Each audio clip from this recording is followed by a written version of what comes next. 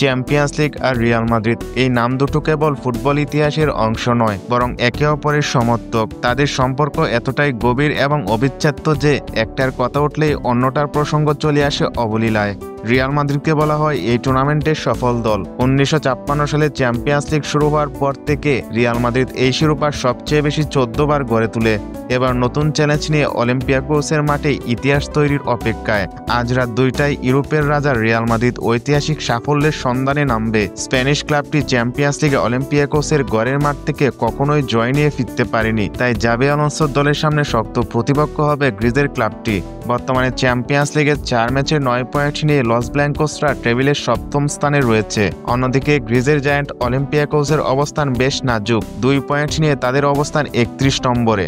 রিয়ালের বিপক্ষে এই ম্যাচটা অলিম্পিয়াকোসের টিকে থাকার সংগ্রাম। এখন পর্যন্ত তারা 2টি ড্র ও 2টি পরাজয়ের স্বাদ পেয়েছে।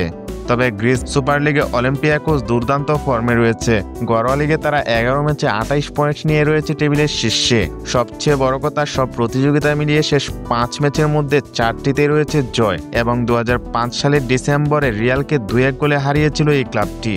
অন্যদিকে চ্যাম্পিয়ন্স লিগের রাজারা নভেম্বরের শুরুতে লা লিগায় ভ্যালেন্সিয়ার বিপক্ষে 4-0 ব্যবধানের জয়ের পর থেকে টানা 3 ম্যাচে জয় নেই। টানা 2 ম্যাচ রায়ো ভায়োকানো এবং এলসের সাথে ড্র করেও পয়েন্ট টেবিলের শীর্ষে রয়েছে। চ্যাম্পিয়ন্স লিগের শুরুটা ভালো হলেও শেষ ম্যাচে লিভারপুলের কাছে 1-0 গোলের হার, তাই এই ম্যাচ জাভি আলোনসোর দলের জন্য ঘুরে দাঁড়ানোর সুযোগ।